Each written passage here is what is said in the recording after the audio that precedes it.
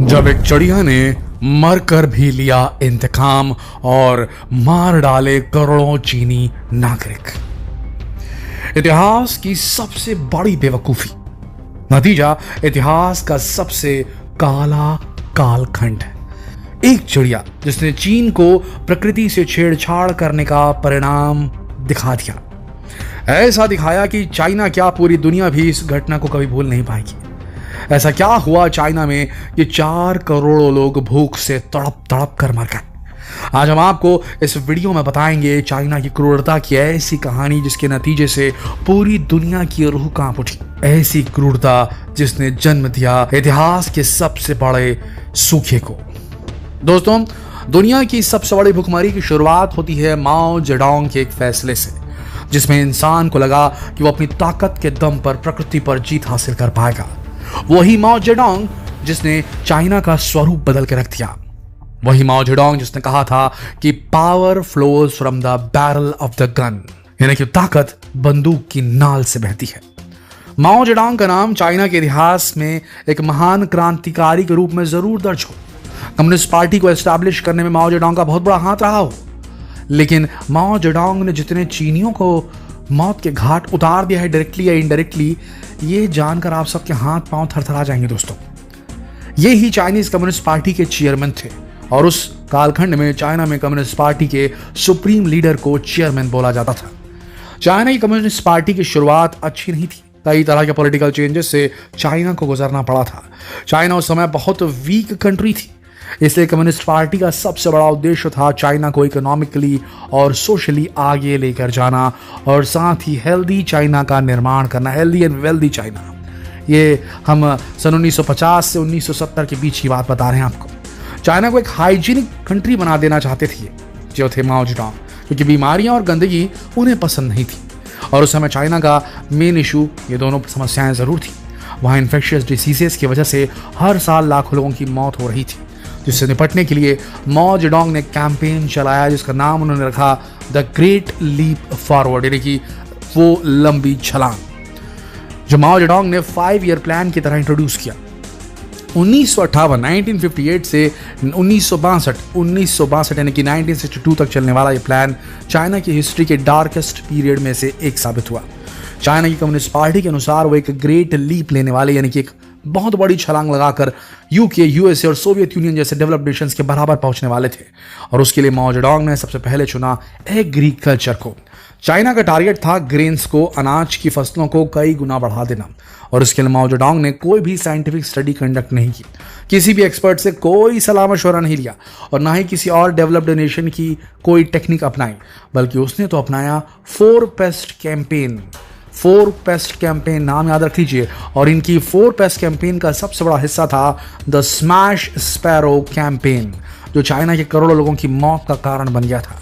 दोस्तों, एग्रीकल्चर के through China अपनी इकोनॉमी को बहुत आगे ले जाना चाहता था और एग्रीकल्चर के सामने मेन चैलेंज था ऐसे पक्षियों का जो फसलों को खाते थे, ऐसे जीवों का जो फसलों को खाते थे और उसके टोटल प्रोडक्शन को कम कर देते थे।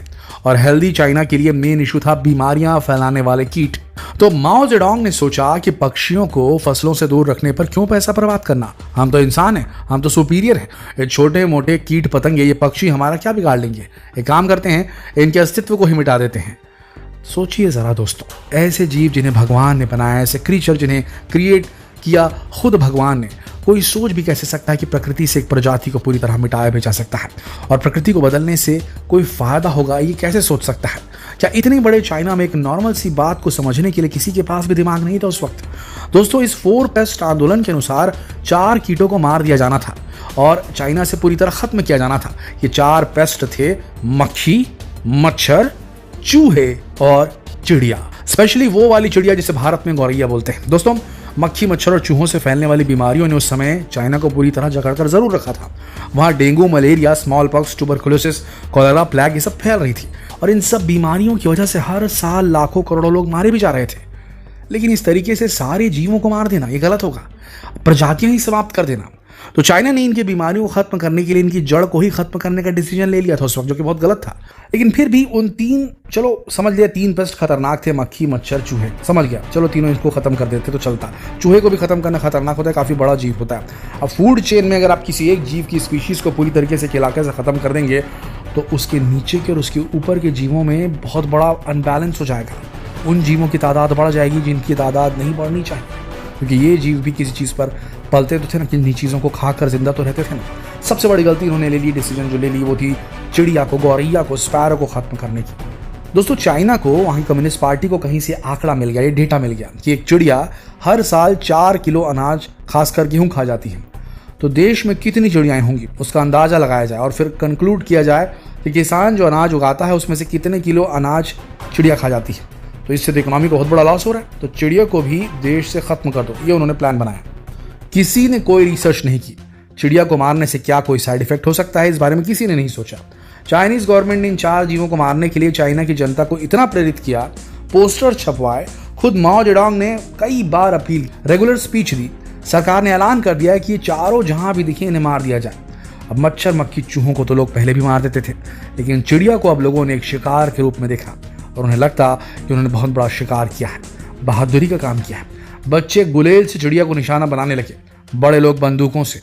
बात यहां तक पहुंच गई कि जो भी ज्यादा चिड़िया मार कर लाएगा उसे स्कूल में प्राइज मिलेगा। पूरा देश जब इस काम में जुड़ गया तो एक साल में लगभग 1 अरब स्पैरोज को, चिड़िया को मार दिया गया, 1.5 अरब चूहों को मार दिया गया, 10 करोड़ किलोग्राम मक्खियों और 1 करोड़ 10 लाख जो है किलो मच्छर मार दिए गए। इससे बीमारियां तो खत्म हो गई, लेकिन चिड़ियों को मारने से जो फसलें बढ़ाने का उद्देश्य चाइनीज गवर्नमेंट ने बनाया था वो बिल्कुल उलट पड़ गया। प्रकृति ने किया वार। शायद इसीलिए अब दुनिया भर में बच्चों को 5वीं 6वीं क्लास में ही फूड चेन और इकोलॉजिकल बैलेंस का कॉन्सेप्ट पढ़ाया जाने लगा है, ताकि कोई भी व्यक्ति ऐसा आइडिया सोच भी ना सके, जो गलती चाइना ने इतिहास में की थी। दोस्तों चाइना ने कभी सोचा नहीं था कि फूड चेन में चिड़िया का क्या रोल है, इकोलॉजिकल बैलेंस के लिए कौन से जीव कितने जरूरी हैं, ये उस वक्त कोई समझ नहीं पाया था। चिड़िया को मारने की वजह से पूरा इकोलॉजिकल बैलेंस चाइना का बिगड़ गया। चिड़िया अनाज के साथ ही खेत में फसल को नुकसान पहुंचाने वाले कई छोटे मोटे कीड़ों को भी खा जाती थी। अब चिड़िया ही नहीं बची तो खेतों में ऐसे छोटे मोटे कीड़ों की संख्या बहुत ज़्यादा बढ़ गई, और सबसे ज़्यादा संख्या बढ़ गई थी लोकस्ट की, यानी कि टिड्डियों की। वो टिड्डी दल वाली बात तो याद है ना आपको। चाइना में बहुत बड़ा लोकस्ट अटैक हुआ, टिड्डियों ने हमला करना शुरू किया। टिड्डियाँ सारा का सारा अनाज खाने लगी और टिड्डी दल जो हैं वो उन्हें ख़त्म करने के लिए कोई चिड़िया नहीं बची थी। दोस्तों टिड्डियों के बड़े बड़े झुंड कुछ ही देर में हज़ारों हेक्टेयर भूमि का अनाज चट कर जाते थे। रात को टिड्डी दल आया और सुबह तक सारा अनाज साफ, और फिर ये दल दूसरे गांव की ओर बढ़ जाता। कीटों और टिड्डी दलों को खत्म करने के लिए जब दवाओं का बड़ी मात्रा में छिड़काव किया गया तो बची खुची फसलें भी गल गई और लोग दाने दाने को तरस गए। खेतों में अनाज खत्म हो गया। चाइना की जनसंख्या, जो चाइना की सबसे बड़ी ताकत थी, वो सबसे बड़ी कमजोरी बन गई, क्योंकि जनसंख्या का पेट भरने के लिए, इतनी बड़ी जनसंख्या का पेट पालने के लिए कुछ भी नहीं बचा था। बहुत बड़ी भुखमरी की लहर चाइना में दौड़ गई। लोग मिट्टी खाने को मजबूर हो गए थे। माओ जेडोंग को जब रियलाइज हुआ कि ये सब स्मैश स्पैरो कैंपेन के कारण हुआ है तो इस कैंपेन को रोक दिया गया। मगर अब तक चाइना में अकाल और भुखमरी का ऐसा प्रकोप फैल चुका था कि सालों लग गए चाइना को इससे उभरने में। चाइना के लगभग 1.5 करोड़ लोग भूख से मर गए थे दोस्तों, ऐसा चाइना ने खुद बताया। मगर बाद में हिस्टोरियंस ने जो रिसर्च की उनमें पता चला कि 1.5 करोड़ नहीं बल्कि 4 से 4.5 करोड़ लोग मारे गए थे माओ जेडोंग के इस एक गलत फैसले से। इंसान ने जो प्रकृति को दिया, प्रकृति ने वही इंसान को लौटाया, मौत, बड़ी तादाद में मौत। चाइना को कुदरत ने ऐसा सबक सिखाया कि आज वहाँ चिड़िया को पकड़ना और मारना दोनों गैर कानूनी घोषित कर दिया गया। चाइना को एनवायरनमेंट की इंपॉर्टेंस भी समझ में आ चुकी है। एनवायरनमेंट से एक प्रजाति को खत्म करने का इतना बड़ा खामियाजा चाइना ने भुगता कि चाइना की हर पीढ़ी याद रखेगी। आप इस बारे में क्या सोचते हैं, कमेंट करके हमें अपने विचार ज़रूर बताएं और इस वीडियो को ज़्यादा से ज़्यादा शेयर करें ताकि हर इंसान को नेचर की इंपॉर्टेंस मालूम हो सके।